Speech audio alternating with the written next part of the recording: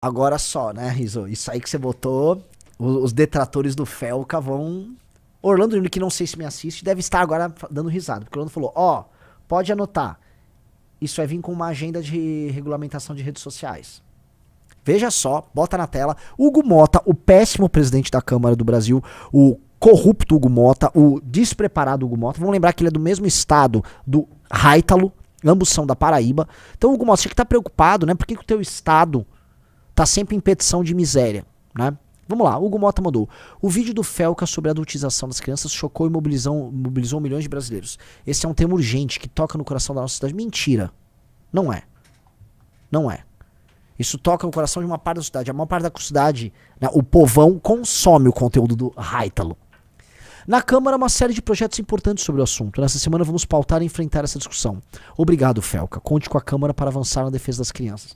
O que o Hugo Mota tá fazendo assim, ele quer pegar o assunto lá da anistia e tal e some com esse assunto e vem com esse aqui.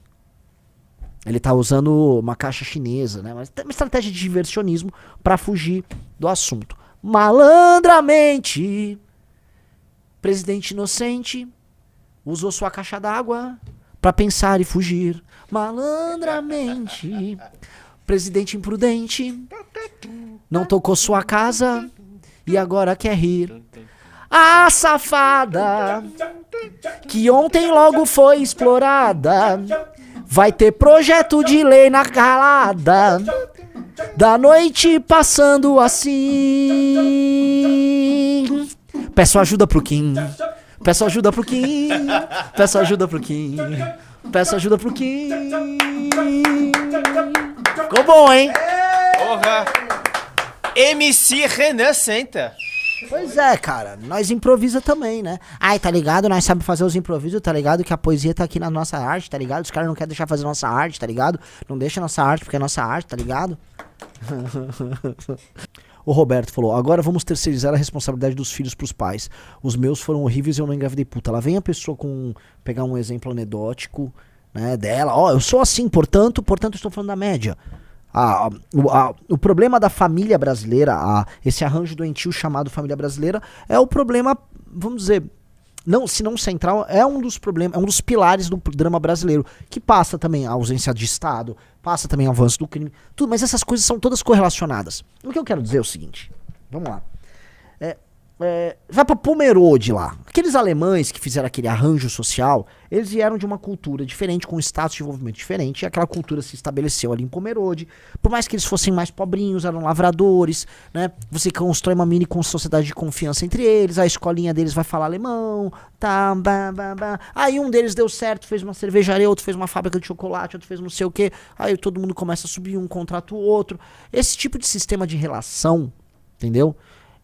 Com núcleos familiares sérios, basta ver assim, as empresas sempre têm um nome de uma determinada família, ele é muito vencedor quando comparado a um sistema de relação social em que as pessoas estão destruídas, atomizadas, e hoje vítimas de uma cultura de massa extremamente sexualizada. Não tem comparação. Aí vai perder. Aí quando perde, as pessoas vão querer procurar razões pra falar que o cara de Pomerode cresceu em detrimento do outro, mas não foi, não é detrimental. Nunca é detrimental. Isso é um besteirol. O crescimento de comunidades, especialmente quando a gente pega comunidades que foram vítimas de preconceito. Os japoneses, quando vieram para o Brasil, foram muito vítimas de preconceito.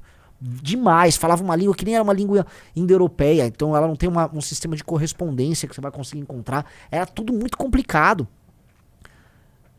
E os já para trabalhar, o cara, 2, 3 gerações já, né? Então a gente tem que entender assim, esse elemento cultural, ele vai ter que ser levado, ele vai ter que ser transplantado para as periferias das grandes cidades. Porque são coisas multifatoriais, sim. E esses fatores incidem e eles um agrava o outro. Você tem, sei lá, elementos são angulares, né? A questão da ausência paterna, ela é um elemento angular, tá? Porque ela afeta muitos outros. Ela vai afetar o desempenho na escola, o jovem ser meio rebelde, ela vai gerar tanto uma menina problemática quanto um menino problemático. Isso eu estou falando novamente entendendo, é que todo, né? Tem que ficar explicando isso, é meio complicado. Coisa de que aí embaixo você não entender uma abstração que é em geral. Estou falando em geral, tá? Então, peço para vocês que nos assistem, né, com muito carinho, que vocês entendam. Essas coisas são multifatoriais, são profundamente culturais também. mas também refletem uma estrutura e um determinado tipo de arranjo social. E o Estado brasileiro se adaptou a isso. Então você vai pegar políticos populistas, como é o caso do André Janones. O que o André Janones faz? Ele fica lá, vamos produzir mais auxílio pra mãe solo, mais auxílio, a mãe solo precisa de assistência, mais auxílio pra mãe solo, a mãe solo é uma guerreira. Várias são guerreiras, várias. Até porque, no fim do dia, mesmo sendo uma mãe ruim, é melhor ser uma mãe solo ruim do que um pai que deu o foda-se, né? No mínimo, a criança ela não jogou no lixo a criança. O pai que abandona a criança, no fundo ele jogou a criança no lixo. Dito isso, a mãe solo, no geral, estou falando no geral, não dispõe de um ferramental de autoridade e de cultura. No geral! Não estou falando sempre. A gente vai falar, mas fulano é assim, sim. Pare de pegar o exemplo, estou falando no geral. Para criar as crianças que serão mais competitivas e mais aptas a sobreviver nesse mundo altamente competitivo. Eu tava lendo Selma The Economist agora, eu tô assustado, galera. A revolução da inteligência artificial, a gente tá vendo ela acontecer diante dos nossos olhos, mas ela vai escalar em velocidade. Talvez haja um grande ganho de produtividade, uma hiperabundância no mundo. Mas isso virá com um preço. Profissões inteiras vão deixar de existir. Como é que eu vou explicar pra um garoto que hoje, sei lá, tá com 12 anos e não sabe escrever direito, não sabe ler o mínimo de um texto, nunca leu um livro? Como é que eu vou explicar pra esse cara que ele vai se adequar ao mundo da inteligência artificial? Não vai dar pra explicar. Não vai dar, cara. Vamos lá, ó, notícia, bota a notícia na tela do Republic, já tá na tela aí, tá? Geraldo Alckmin, 19%, e Fernando Haddad, 17%, aparecem como favoritos para substituir Lula, caso ele não seja candidato à reeleição em 2026, tá?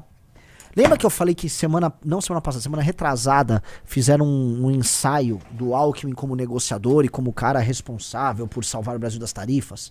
E deram um pouco de protagonismo pro Alckmin? Deram um tantinho de protagonismo pro Alckmin e um tantinho de protagonismo pro Haddad. Aparentemente o Alckmin se saiu melhor, não só nesse teste de protagonismo, só lembrando que a redução das tarifas foi muito mais fruto do trabalho de lobby das próprias empresas americanas e de algumas empresas brasileiras, de setores brasileiros, do que de qualquer outra coisa, tá? Mas dito isso, botaram o Alckmin ali como negociador, ele foi conversar com o Lutnick, depois ele veio falar de negociar terras raras, depois o próprio Haddad foi falar em negociar terras raras. O que eu quero dizer é, o Alckmin e o Haddad são os dois nomes cotados para substituir o Lula. E aí eu quero chegar, porque eu falei isso recentemente, até falei isso, acho que em podcast. Não descartem a possibilidade de Alckmin. O Alckmin circula com Centrão e STF melhor que o Haddad, tá? Só não é normal pro PT adotar uma postura de coadjuvante numa eleição presidencial. Eles não aceitam isso pra eles, tá? Então, eu fico só olhando aqui meio de lado, não sei o que dizer. Ambos, dependendo do tipo de rejeição que o bolsonarismo trouxer pro candidato à direita, o candidato bolsonarista pode perder apoio do Centrão para o Alckmin numa candidatura Alckmin.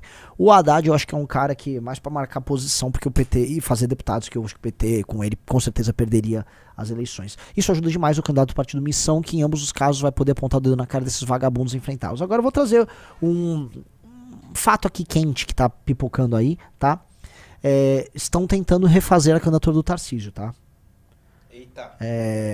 Centrão e mercado financeiro estão se reunindo e estão tentando refazer a candidatura do Tarcísio. Por quê? Porque o Tarcísio saiu muito abalado, saiu notícia de que o Tarcísio, o Bolsonaro tirou o pé do Tarcísio, que não vai apoiá-lo. O Tarcísio foi muito atacado pelo Eduardo Bolsonaro, só que o sistema não tem outro candidato hoje para lançar. Então, hoje, elementos do mercado financeiro, como é que chama? Do cara do André Esteves, do BTG, até o nomes do Centrão, até o Xandão Xandoca, todo mundo, vamos Tarcísio, vamos botar o Tarcísio pra pacificar, e o Bolsonaro que engula o orgulho próprio e aceite que ele será sucedido pelo Tarcísio. Então, eles estão tocando isso, sim. E só pra vocês entenderem, o Tarcísio seria o candidato não só do Xandão, mas do Centrão como um todo. E os bolsonaristas, eu vou colocar aqui, eles vão votar no Tarcísio. Porque eles nem sabem o que eles estão fazendo da vida, eles nunca souberam, né? É o do jogo, né? E a missão vai pra cima. Nós vamos pra cima desses caras, sem dó.